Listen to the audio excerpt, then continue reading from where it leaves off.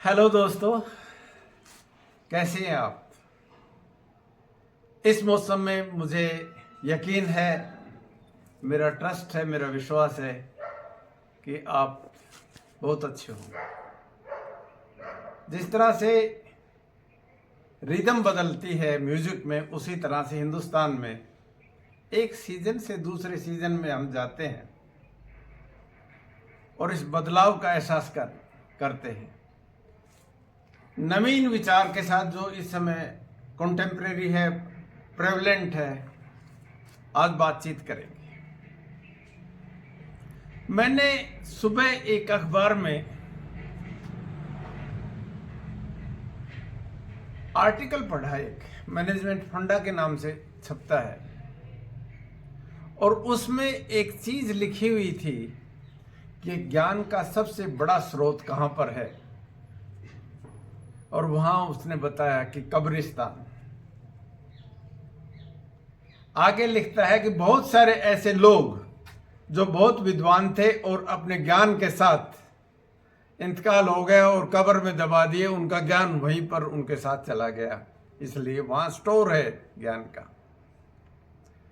हम सबको अपनी जो भी नॉलेज है उसको शेयर करना चाहिए, और खास तौर से बोलना चाहिए, लिखना चाहिए, विमर्श करना चाहिए। विरोध जहां तक हो तो विरोध भी करना चाहिए। यही जीवन है। जिस तरह से हम जीते हैं, सिर्फ यही तो धर्म है। कैसे बैठते हैं, कैसे उठते हैं। बिल्कुल ठीक टॉपिक के ऊपर आते हुए, एक बड़ी बात आजकल चली हुई है, वन नेशन वन इलेक्शन, एक देश एक चुनाव। इस बारे में आज बात करेंगे। देखो, हमारा देश बहुत सारी स्टेट्स का 28 स्टेट्स अब हैं, इनसे निर्मित है। इसको हम यूनियन ऑफ इंडिया कहते हैं। ये बहुत नजदीक टर्म्स हैं। जैसे फेडरेशन, हम बार बार जिक्र करेंगे, कॉम्पिटिटिव स्टेट फेडरेशंस, राज्य आपस में प्रतियोगिता करें और उनको एक देश का निर्माण होता है वहीं से।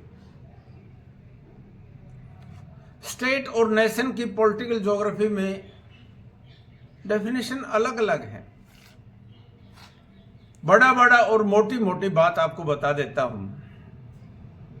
स्टेट हैज ए टेरिटरी, एक बाउंड्री होती है, एक एरिया होता है, यानी इलाका होता है। स्टेट एक विचार है पॉलिटिकल। स्टेट की अपनी सुरक्षा होती है, अपना डिफेंस है, और हमारे पास ऑर्गन्स जिस तरह से बना रखे हैं, लेजिस्लेचर है, एग्जीक्यूटिव है, जुडिशरी है, ये ऑर्गन्स काम करते हैं।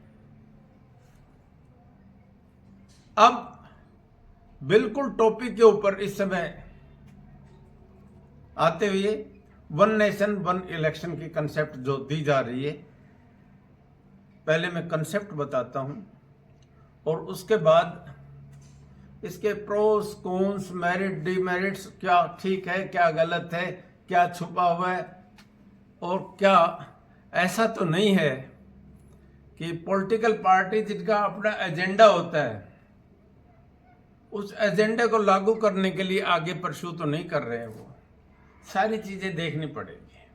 ये एक विचार डाल दिया गया है पब्लिक डोमेन में, और इस पे निश्चित रूप से बड़ी बहस और विमर्श होगी। आप लोगों को बहुत ही सतर्क रहना पड़ेगा। डेमोक्रेसी हमारा स्ट्रक्चर हमने चुना है। बेस्ट जो मॉडल मोंटे कार्लो के जो राइट्स है, उनसे डेवलप होकर बहुत संघर्ष के बाद प्रजातंत्र की कंसेप्ट आई, और डेमोक्रेसी की इससे बढ़िया कोई डेफिनेशन नहीं हुई आज तक जो अब्राहम लिंकन ने दी थी, government is of the people, for the people and by the people. और डेमोक्रेसी का एक बहुत बड़ा काम वो इलेक्शन करना होता है। वी इलेक्ट आवर गवर्नमेंट, यानी जिसको कहेंगे पार्टिसिपेटरी डेमोक्रेसी। अब इस दौर में कुछ चीजें बहुत प्रोएक्टिव हो गई है जो पहले दिखाई भी नहीं देती थी। उनमें से एक इलेक्शन कमीशन, दूसरा एनफोर्समेंट डायरेक्टरेट और तीसरा इनकम टैक्स।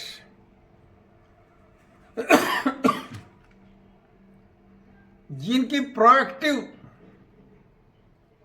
जो भूमिका बढ़ गई है, उसकी वजह से संदेह होना भी निश्चित रूप से जरूरी हो जाता है।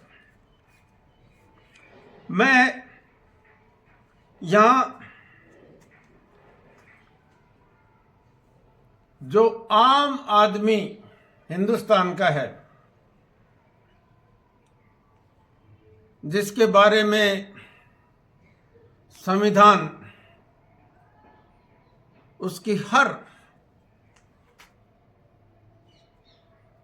जरूरतों का, अधिकारों का ध्यान रखता है, उसके बारे में जरूर बोलूंगा बीच बीच में।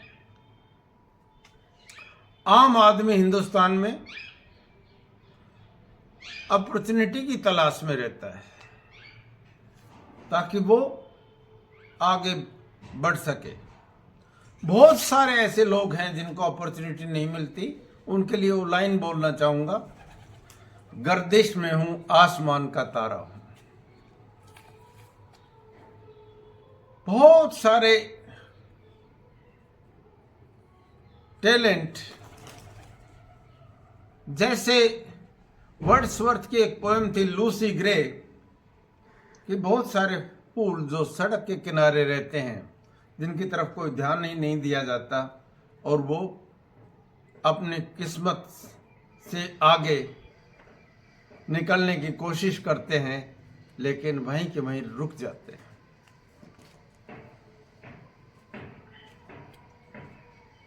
बात दो कही जा रही है इस समय वन इलेक्शन के बारे में।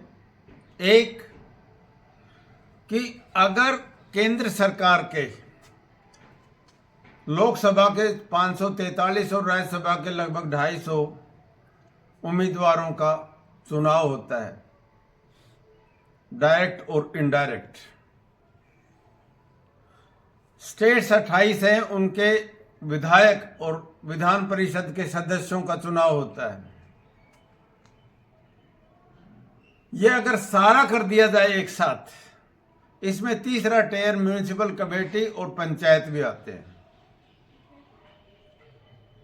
तो बहुत सारा पैसा बच जाता है। लगता ऐसा है जैसे इलेक्शन पे खर्च होता है वो वेस्ट जाता हो। और जो दूसरी बात कही जाती है वो फ्री बीज की, कि बहुत सारी रेवड़ियों का मतलब यह है बिजली फ्री, पानी फ्री, खाद फ्री, आपके जितनी भी बस में यात्रा है उनको फ्री, इस तरह की बातें कहते रहते हैं। इनको आप फ्री की रेवड़ियां कहते हैं। फ्री कुछ भी नहीं मिलता। मैं अमर्त्य सेन की किताब फ्री, जो फेमिन एंड पॉवर्टी, जिनके ऊपर उस नोबेल प्राइज दिया, उसके शुरू के पैराग्राफ का भी एक कंटेंट कहते हैं, और लॉ में भी यही बात बोली जाती है। Don't allow a person to become so poor that he resorts to crime. किसी आदमी को इतना गरीब मत रहने दो किसी आदमी को इतना असहाय मत बनाओ, किसी आदमी को इतना दबा कुचला मत बनाओ कि वो अपराध की तरफ चला जाए, वो जीवन से हार जाए, या कोई ऐसा काम कर दे जो उसे नहीं करना चाहिए। इसलिए मिनिमम रेस्पेक्ट, मिनिमम डिग्निटी को मेंटेन करने के लिए हर हिंदुस्तान के नागरिक को इतना पैसा अवश्य मिल जाए कि वो एक सम्मानित जीवन जी सके। इसके बाद शुरू होती है, अगर उसकी आवश्यकताएं और ज्यादा हैं तो कमाने जाए। और इसी आधार पर कही जाती है कि best education, best health services, best security, best justice free मिलना चाहिए, मिनिमम कॉस्ट पे मिलना चाहिए, ये जरूरी है। और जहां खर्चे की बात थी, लगभग 10,000 करोड़ रुपए का खर्चा बताते हैं। भैया मेरे, हिंदुस्तान से जो पैसा लूटकर भाग गए, वो संख्या भी देख लो आप। वो जो 15 लाख करोड़ रुपए कॉरपोरेट का माफ कर दिया, वो भी देख ले। उसके मुकाबले में चुनाव पर खर्चा इतना, जिसमें पुरानी कहावत है, ऊंट के मुंह में जीरा भी नजर नहीं आता, कुछ भी नहीं है। इतने बड़े काम के लिए अगर आप थोड़े से संसाधनों का प्रयोग करते हो तो ये कोई बड़ा काम नहीं है।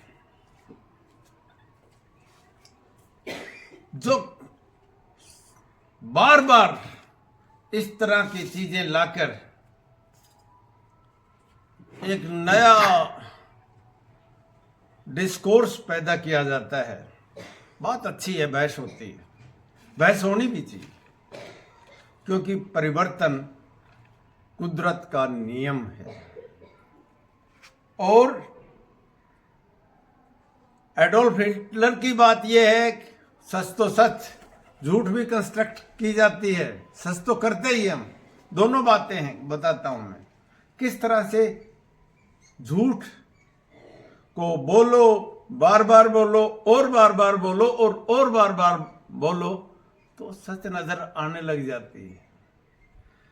सच्चाई हम कंस्ट्रक्ट करते हैं, वी कंस्ट्रक्ट ट्रूथ।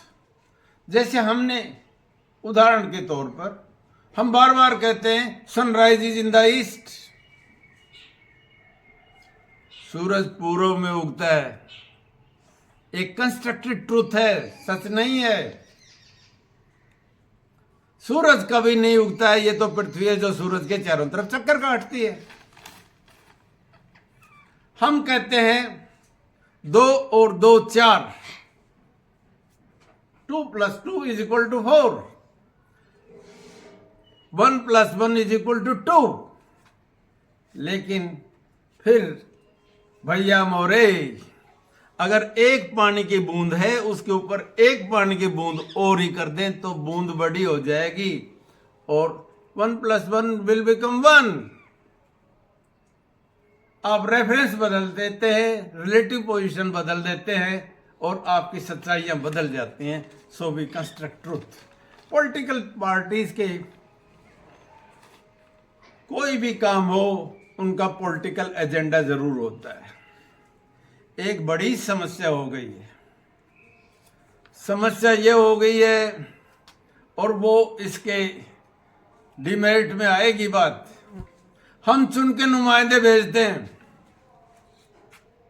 साफ कपड़े पहने होते हैं, मुस्कुराते हुए नजर आते हैं, बढ़िया भाषण देते हैं, विनम्र भी नजर होते हैं, लंबे लंबे हाथ भी जोड़ते हैं। हमने किसी भी पार्टी के चुन के भेज दिए, उसके बाद वो उस पार्टी को छोड़ के बारात की बारात जिस तरह से बस भर के चली जाती है, दूसरी पार्टी में चली जाते हैं।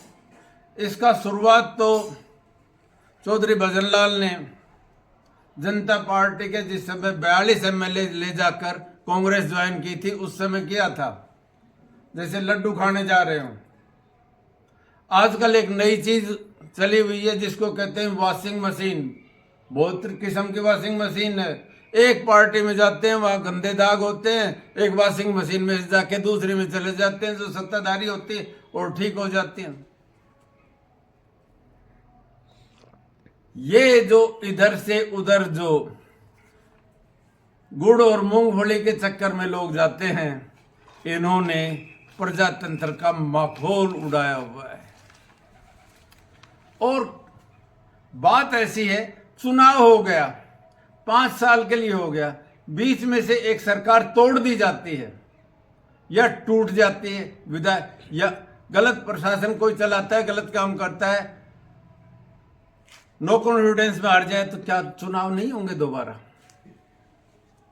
यानी एक्सरसाइज ही गलत है। मुझे संगम फिल्म में राज कपूर का एक डायलॉग याद है,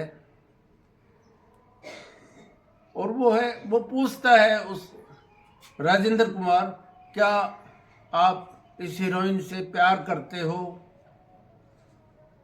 और जवाब वो देता है, आपका प्रश्न ही गलत है, प्रश्न ये होना चाहिए, क्या तुम प्यार करते हो? बात सीधी सीधी है, बेसिक प्रिंसिपल ही गलत है। जब ये साइकिल को स्टैंड पर खड़ी करके अगर चलाते रहोगे, रोटेट करते रहोगे, तो साइकिल आगे जाएगी कैसे? जब सरकारें बीच में गिरती हैं या गिरा दी जाती हैं तो चुनाव होगा बीच में। 1 नेशन 1 इलेक्शन करवा भी दे तो अगर 2.5 साल में कोई दूसरी सरकार गिर जाती है तो फिर चुनाव होगा। बिना चुनाव कैसे रहेगा? या आप प्रेसिडेंशियल फॉर्म ऑफ गवर्नमेंट आप कर रहे हो कि वहां राष्ट्रपति शासन लगा देंगे, जब तक टाइम आता रहता है तब तक आप गवर्नर से राष्ट्रपति शासन को चलाएंगे। जम्मू कश्मीर का उदाहरण याद है, चुनी हुई सरकार को हटा के और कितना समय बिना सरकार के राज्य का प्रशासन चलाया गया। यहां बहुत जरूरी जो बात है जिसमें गिरावट आई है आज इन दिनों, वो है विरोध और डाइसेंशन, यानी डिस्कशन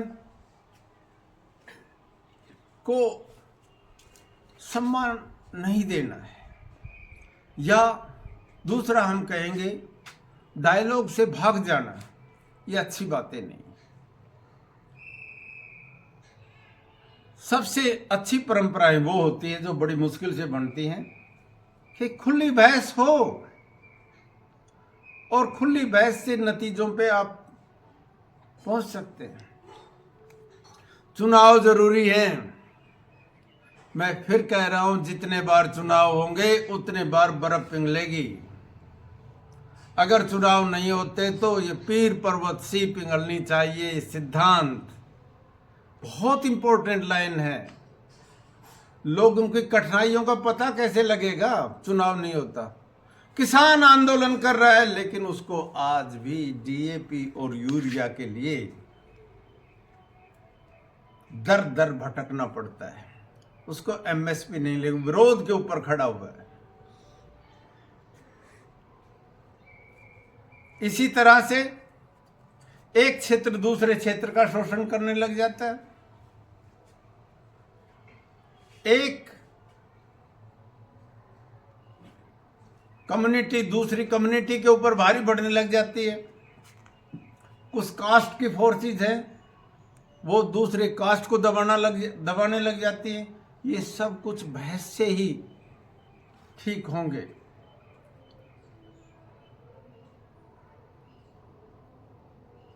ये जो चुने हुए नुमाइंदे हैं जो इधर से उधर चले जाते हैं, ये प्रजातंत्र के ऊपर एक बहुत बड़ा बदनुमा दाग है।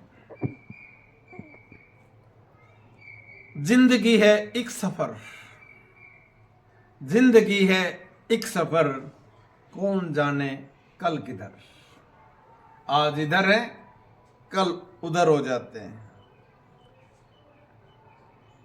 फिर मेरा मत यह है कि देश में जिस तरह से चल रहा है rule of law, election process है, वो जिस तरह से जैसे भी है, जिस पर कॉन्फिडेंस लोगों का होना चाहिए, लोगों का विश्वास बड़ी मुश्किल से जमता है।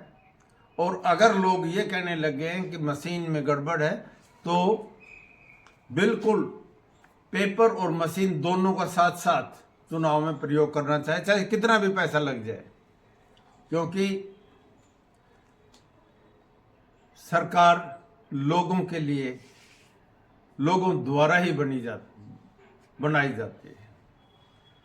कहीं ऐसा ना हो जाए कि कोई कॉरपोरेट हाउस इतना बड़ा बन जाए कि वो ईस्ट इंडिया कंपनी का काम करना शुरू कर दे।